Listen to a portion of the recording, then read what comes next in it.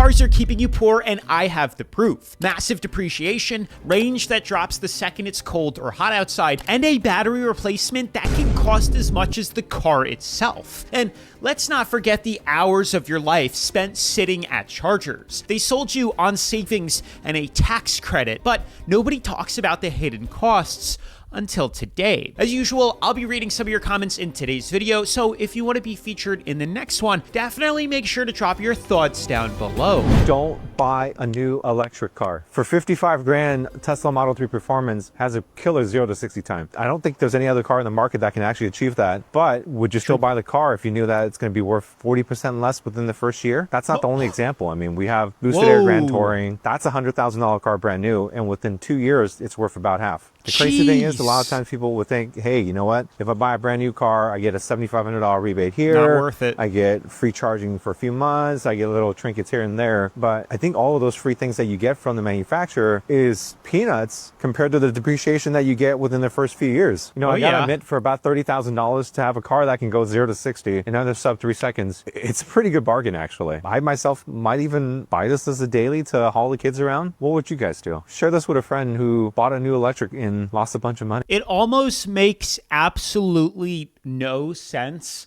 to be the first owner of like any electric car. The sheer amount of depreciation on electric vehicles is absolutely bonkers, but people will justify it by any means. Oh, well, I get a $7,500 EV credit. Haha, you don't get that. And it's like, you just lost $50,000 a couple of months after you bought your car.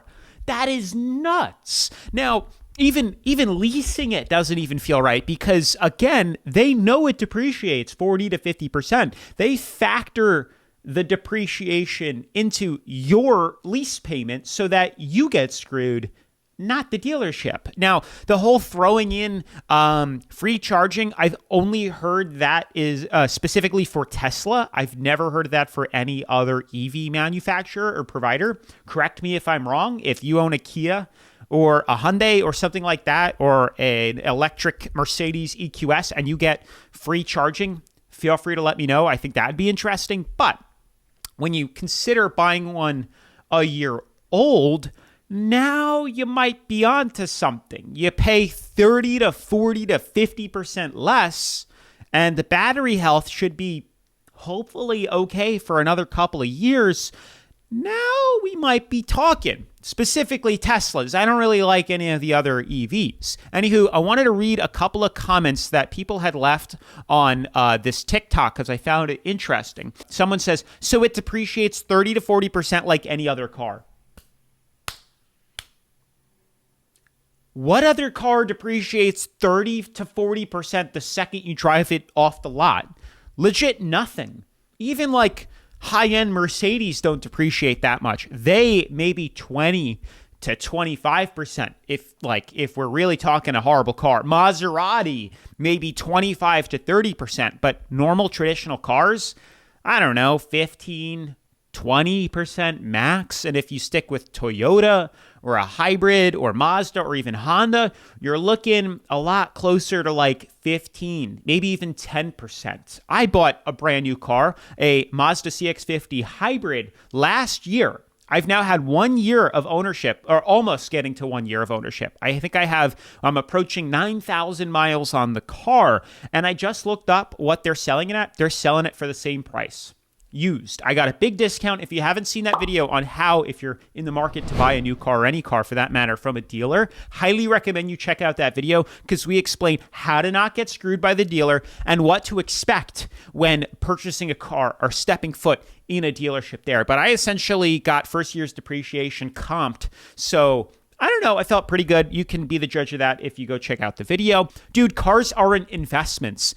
That's pretty much the standard. And the insanity, that the amount of people that I speak to that justify their car is an asset and investment blows my mind. So this battery pack right here weighs 1,200 pounds. Jeez. It comes with a 10-year warranty, but if you ever had to replace this outside of warranty, depending on what kilowatt hour battery pack you have, this thing could be $25,000 to $40,000 to replace. So just like an engine's gonna be expensive, these battery packs are just as expensive to replace. Huh?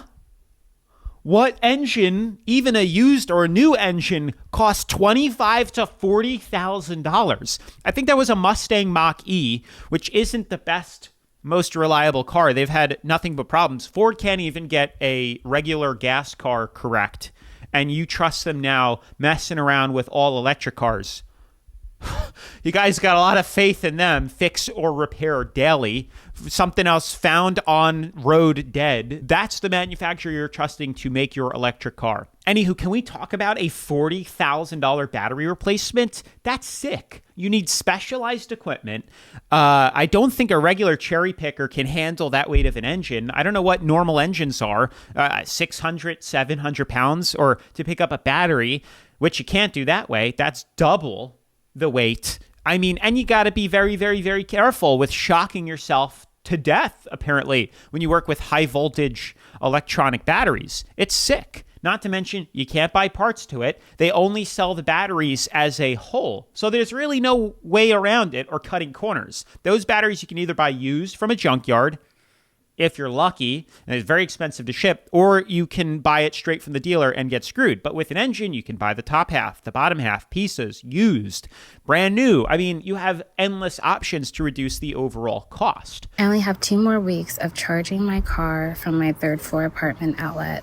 This $3,000 Nissan Leaf was such a game changer. And I know people are worried about it being in the way, but I want to note that there is another door on the end of this building. People were concerned about tripping, but you actually have to walk straight a long time before you approach the wire. So it's very visible and it's bright yellow, which is great. Note that the accessible side of the building is on the opposite side where there's a parking lot. So I actually feel really good charging her here. EV owners will justify any reason. Oh my gosh. If you guys haven't recognized this lady, she was in the last episode on electric cars, which I highly recommend you check out if you haven't already, for throwing that high-vis extension cord out her 3rd-story window to charge her Nissan Leaf. Somebody even left a comment that they own a Nissan Leaf, and it's been totally fine. Guys, you guys need to understand that these cars depreciate so much in value, but unlike a regular car with a gas tank, a 10-year-old gas tank can still hold the same amount of gas as it did the day it rolled off the lot. I can't say the same for an electric vehicle. So I don't even know how old that Nissan Leaf is. 2015, 2013. We're talking 13 plus years. That battery, I'd be shocked if she could get it to the grocery store and back. It probably could only go 30 miles in range total before you have to charge it. Just like an iPhone loses battery life and battery health, the car does the same thing. And what pisses me off is that she's trying to justify a reason for swinging a 100-foot high-vis extension cord out her apartment window to charge her freaking $3,000 EV car. That is insane. All you need is one little kid to trip over the cord on his scooter and face plant on the floor, and you're getting sued. Let alone if the landscaper isn't paying attention and decides to run it over with his lawnmower. I can only imagine. I don't understand how the apartment allows this. Insane. Anywho, I wanted to read a couple of comments that you guys had left on the previous electric car insanity episode. Definitely worth the watch. And if you want to get featured in the next episode, drop your comments down below. Running that cable like your first clip is illegal where I'm from, and any injury to a pedestrian through blocking or hindering the pavement, you're 100% liable. That's a lawsuit compensation dream. That's what I'm saying. That is exactly what I'm saying. Let alone suing the apartment complex. They'd come after you personally for doing something nutty as that. In front of me, I have the window sticker for our most depreciating pre-owned vehicle we currently have. Let me flip it around. Here we go. 2021 Audi e-tron Sportback. Original MSRP there, $90,640. Tons of options here. Forgive the printer. It's run out of ink. Gotta get some new ink for it. With 38,000 miles, it's being sold for $26,459. I know a lot of you guys on here are a little bit iffy about EVs. To each their own, but at a price like this, does it start to make sense? If not, tell me, what price does it have to be for you guys, just the market on them, for it to make sense to be like, I'm going to consider an EV? Drop a comment below.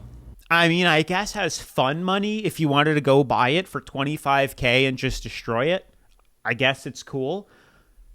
To depreciate from $80,000 to $90,000 to $25K in 5 years of ownership, I'm at a loss of words. That's disgusting.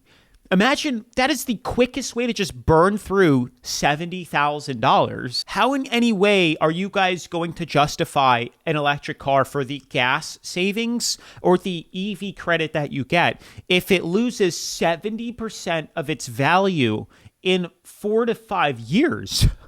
These companies make the most money off of people's incompetence. Truly, that's what I'm getting at. I really cannot comprehend why anyone, there's like no other way around it. Financing a new car, a new EV is insane. Leasing it is probably just as close because you are certainly paying for the depreciation on these cars through your lease payment here. I think your best odds is buying it used so that somebody else can get, screwed and then junking it before the battery goes out, or just not replacing the battery and just calling it once it's over. But this is the quickest way to ensure yourself that you will forever stay poor because of how much money you're just throwing away. Unless you can get an EV maybe on lease for like $200 a month, $300 a month. And even that to me is crazy. It's a stretch. If you could just get it for dirt cheap on a loan, okay, maybe. Like maybe if you're in a tight spot and you want to go lease one of these for $200, $250, and it can get you out of whatever situation you're in, then it's understandable. But buying these junkers that depreciate 70% is freaking insane. I just bought a used car from you guys, and I can't even get this thing to work and back. It's only getting me like 30 miles of the charge. To the charge? You bought an electric vehicle from us? Yeah, What is it, the Nissan electric Leaf? Fiat 2015 500. Oh, An electric Fiat? Since when? yeah. I remember working with you. You're not liking that? No, I can't even get to work and back. I drive about 17 miles to work and 17 miles home, and 30 miles just isn't going to cut it for me. I mean, to be fair, when you bought the car, we did Freaking disclose crying. that brand new back in 2015, that car was only rated to go 87 miles to a crying. charge. It's 10 years old now, and it's also been negative 10 the last 2 weeks here in Minnesota, so I don't know what you want us to do. Does weather and age affect battery life? It's just like any other battery, a phone battery, a battery in a remote controller, whatever. Over time, they don't last as long and they don't hold as big of a charge. What's the cost to get something like that replaced? Oh, that's a good question. I am not super familiar with that on those. I mean, I can guarantee you it's going to be more than you paid for it. So what are my options here? Because I need to be able to get to work and back. Well, we did disclose when you bought that vehicle that it was an as-is vehicle.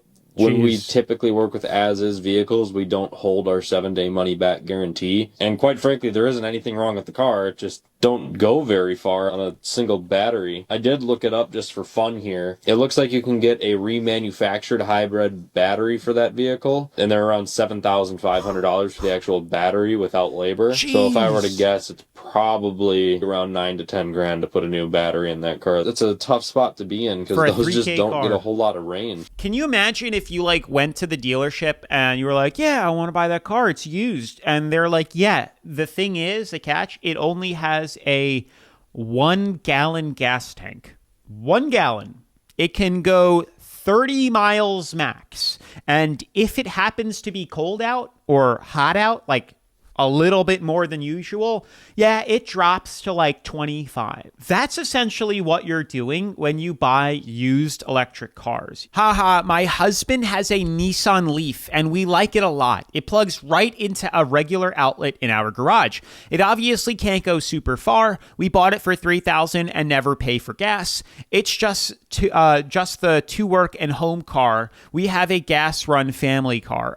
This is hysterical. This is what I was just talking about with somebody else owning a Nissan Leaf and commenting on the previous video. Here it is. The irony with this whole thing is depending on the year, I could only imagine the battery life and the battery health. It maybe could even get you to and from work. And then you're just constantly charging it. Like 24/7. Every single day you now have to charge the car to go to the grocery store and back. That's as far as you can go because of the depreciation on the battery. So now you're filling, it's just becoming such an inconvenience in my mind. And like, time is money. If you have to spend all this time charging the car constantly to get you to the grocery store. So I got a car that needs the high voltage. Brand new, this car costs around $90,000, give or take. The battery replacement is going to cost in the neighborhood of 60 to 70% of the original price of the car. Is this an Audi or a Mercedes or a BMW? Battery. You want to guess how much that's going to cost? 60 it's grand. Gonna be about $47,000. This is the superseded part. Not available. See, replacement for $33.29. That's $33.29. So this is the part we need. About $47,000 just for the battery. That doesn't include any hardware, labor, anything. That is just the battery. Like, can you imagine getting a quote for like 50 something thousand dollars to replace the battery on your car? That could get you like a brand new car, a phenomenal brand new car. It could get you 2 to 3 to 4 used cars for the price of a battery. And you're going to have to rinse and repeat the same thing in, I don't know, 8 to 10 years. If you're lucky, maybe a little longer, but probably not. It's just sick. It's just, the technology it's not developed enough yet in this country to really be that gung-ho strong on EV electric cars yet. Tesla's got a good thing going for it. I even saw some videos that China's working on replaceable batteries. If we can figure that part out where like you pull into a place, the battery comes out, new battery comes in, and like you can pay for that. Oh, that's a different story for charging. But then we have kind of like universal batteries. Like, who owns them? How does that work? But they're getting in the right direction to figure out that problem. But to have to be the one replacing a $50,000 battery, car's junk. Just throw it out at that point. Teslas have depreciated so much, they've become an absolute no-brainer. This is a 2022 Model 3. It's got clean title, no accidents, nothing like that. Super great battery score. This has a 92% battery score, and it's only $12,995. It's become a no-brainer for the safety, the autopilot, the tech inside. All of our customers are coming in, flooding to get their son or daughter their first-time car, a Tesla, because of the safety and the price. They don't have to worry about oil changes, no maintenance other than tires and suspension every once in a while. Which are very expensive. If you're looking for a Tesla, send me a DM. I'll help you find your next one. FYI, those are like specific aerodynamic tires on the Teslas, and they are very expensive. I heard you guys comment like $300 to $400 per tire to be installed on the car. So that's a lot of money, and that could be every couple of years. So it kind of adds up with some of the other used cars, even with the maintenance that's included on that. Yeah, it's great. Get an electric car. Fucking snow on the ground. I am charging my car at an apartment complex. I don't know where the fuck I'm at. But because when you turn the heat on in these piece of shit cars, the mileage goes down. So now I started here at 98 miles. I'm here 25 minutes. It went up 1 mile. What a great investment this was. Sitting in the snow and the cold, watching my car charge. My neighbor finally caught on to me. But you know what? I'm going to his house right now. I'm going to try to outmaneuver him because this is insane. That's absolutely hysterical. Imagine that. It's like just like the car owns you at that point. The car is walking you, not the other way around. And I actually didn't think about this at first too when I started thinking about electric cars. They are very sensitive to temperature. If the temperature outside is super cold, the battery life is affected. If it's super hot, the battery life is affected because the battery has to cool itself off or heat itself up to operating temperatures, and then you get to drive it. So if it's super cold outside, it needs to warm itself up. But wait, there's more. You then are going to be freezing inside, so you have to turn your heat on to obviously be comfortable. And guess what? Significantly drains the battery health. I've heard 30 to 40% battery life. On top of what I've also been told by electric car owners, you don't want to charge your car to 100%. It's bad for battery health. So they're only charging it to the recommended 80%. So let's say you get to go 300 miles, but then you have to only charge to 80%. Well, now we're at 270, 260. Then it's super cold outside or super hot. Now we're doing 200, 190, maybe even less. You're going to be charging the car every single day. What an inconvenience. This article by KBB says all EVs lose range in cold, and some more than others, up to 30% if not more. Chevy Bolt, over 30% loss in freezing temperatures, which affects nearly half the country. So if you wanted to charge your car faster like the last guy, you have to stand outside in the freezing weather to let the car charge up faster, because if you're sitting inside of it with the heat on, all you're essentially doing is getting enough electric to let the heated seats and heater work while you're sitting in there. Breaking even. So why is it that nice electric cars like this Porsche Taycan here depreciate so hard and so fast? It all has to do with how much it costs to replace the battery on these cars. And the battery life isn't going to be more than 8 to 10 years. Yep. So after 8 to 10 years, you're going to be left with a very, very big bill. So how much is that bill? Well, here it is. This is someone in an Audi forum whose e-tron GT had the battery fully replaced because it got damaged, and it ended up costing him $42,000 to replace the battery. That's insane. But it also means you can find some really, really good deals on nice electric cars. So here's a used Porsche Taycan for under $62,000. This was probably a $120,000 car when it was new, less than 2 years ago. So if you're going to hold it for about a year or two, it might make sense to buy these used Taycans, e-tron GTs. They're actually really, really fun cars to drive. You know, if you think about it too, I didn't even factor this into the equation. Yet most problems, most damage people have on their cars is typically from like road debris and potholes.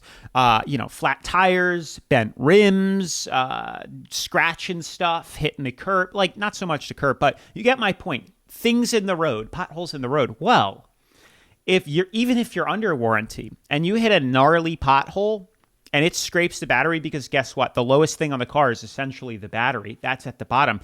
And it damages it, it punctures it, it dents it, it hits it, and the dealer considers it, or you get a code on your car, they consider it, dangerous now. It's exposed for whatever reason. You're going to have to replace the entire battery, not part of it. And guess what? It's not covered by warranty. I don't know how it is where you live, but me in Florida on I-75 in the major highways, the amount of crap in the road is insane. I've seen ladders, I've seen trees, I've seen bushes, I've seen tires, I've seen rims, I've seen fridges, I've seen washer and dryer. Like, the list goes on and on and on. And I can't tell you how many times I've seen people run over it. Now, on a normal car, maybe you damage your radiator and the front bumper. That's about it. Maybe you bend your exhaust. Woo-woo. Well, if it's an electric car, what you just did, which is pretty common, is $40,000 worth of damage. You hit a pothole too deep where it scrapes and makes contact with the battery, you're screwed.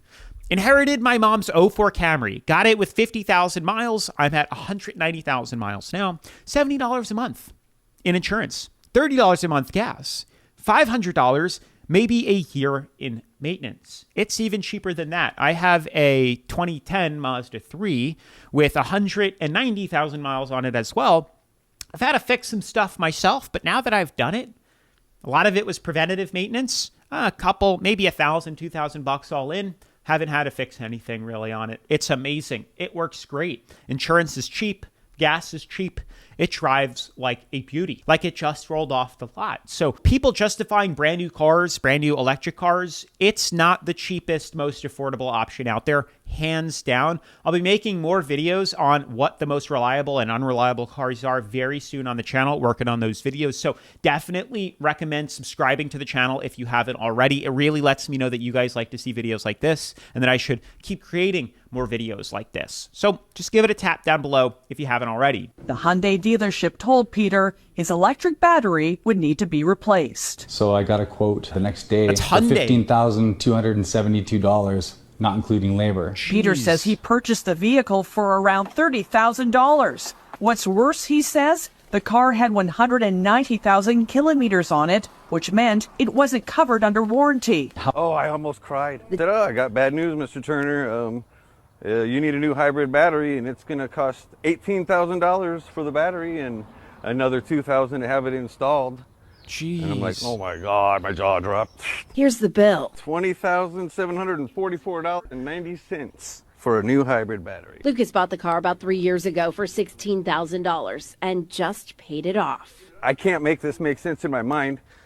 How does it cost $20,000 to just put a battery in a car that you only paid $16,000? When I bought the car, it came with the battery, came with wheels, came with a frame, came with a body, came with glass and everything, came with an engine, but they want $20,000 just for a battery? 2 weeks after that, the vehicle stopped charging. The dealership in Hamilton said he needed the battery replaced. The quote stunned him. I was provided a quote at $50,000. Between the battery installation and taxes, it totaled just over $50,000. For a Hyundai, 50 grand. Somehow he saw an Infinity, and that was $20,000. Regardless, it's a fortune. If it's the entire battery on an all-electric car, oh, forget about it. If it's a hybrid, it should be cheaper. But it still is a pain in the ass, especially on even plug-in hybrids. The batteries, for a lot of them, are underneath the car and very large and expensive. That's the problem. But if you were to consider a hybrid car, which I think are miles ahead of its time and so much better than an electric vehicle, that's what I bought, the Mazda CX-50 hybrid. It's not a plug-in. It's regenerative, so you don't have to worry about that. I would only suggest sticking with Toyota. The Mazda is Toyota, believe it or not.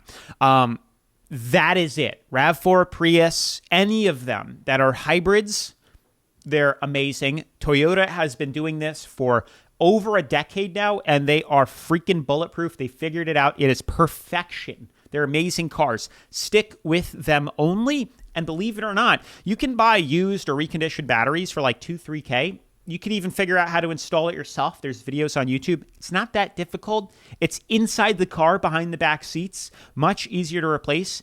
And you can do it yourself, and it doesn't require a lift. Unlike the ones that are underneath the vehicle, you just pull it out of the back, pop a new one in, connect it, you're good to go. And it's like $2-3K. It's really not that bad.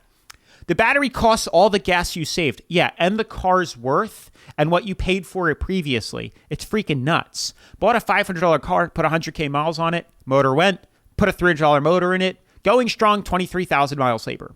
I got a new engine on my Toyota Corolla for $4,000 installed. Yeah, that's what I'm saying. You could literally throw a new engine in a used car, and it would cost you a fraction of what it would cost for one of these batteries. This Porsche is the most depreciating car I've ever seen in all of my career. So I've got the sticker on this car. The sticker's $215,000. That means after they paid sales tax and license and registration, they were probably $230 something out the door. It's got every conceivable option. All the upgrades, carbon fiber everywhere, the upgraded rims, the upgraded paint. And it's only had one owner. The guy has taken meticulous care of it. It's a 2021, but it's got 90,000 miles. The thing is, the car literally has one imperfection. It's got a little wear inside the door handle. That's it. The dude babied this thing. There's not a scratch, not a mark, just that one little thing on the inside of the door. So what we did is we added a battery warranty to it. So it's got an unlimited year, unlimited mile battery warranty. What? Included in the price. You don't have to buy that if you don't want to, but a 90,000 mile Porsche electric, I probably would just because that battery could be pretty expensive. So guess what we're selling this car for without the battery warranty? So I'm just talking straight car. $235,000 out the door, perfect condition, one owner, clean title, clean Carfax. Literally, it got off the truck, we washed it, that's it.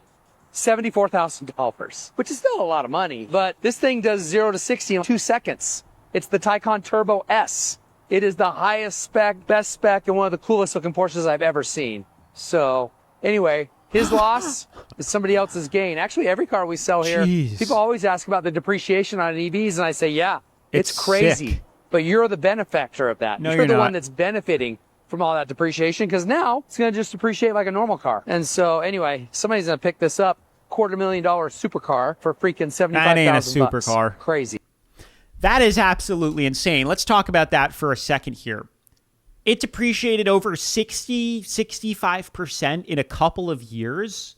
That's insane. $220,000 to $75K is sick.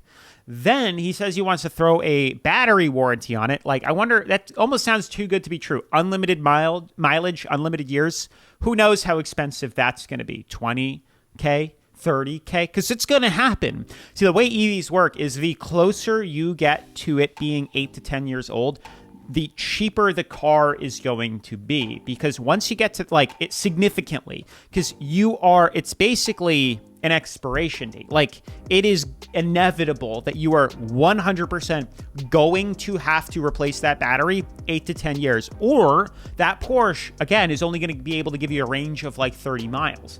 It's going to suck or fail, and then you can't use it at all. So I would steer clear. And I bet you there's some contingency or something in that warranty where they're going to void it. They're going to figure out a way to do it. Oh, you didn't change the tires through us. Oh, you didn't get it maintained.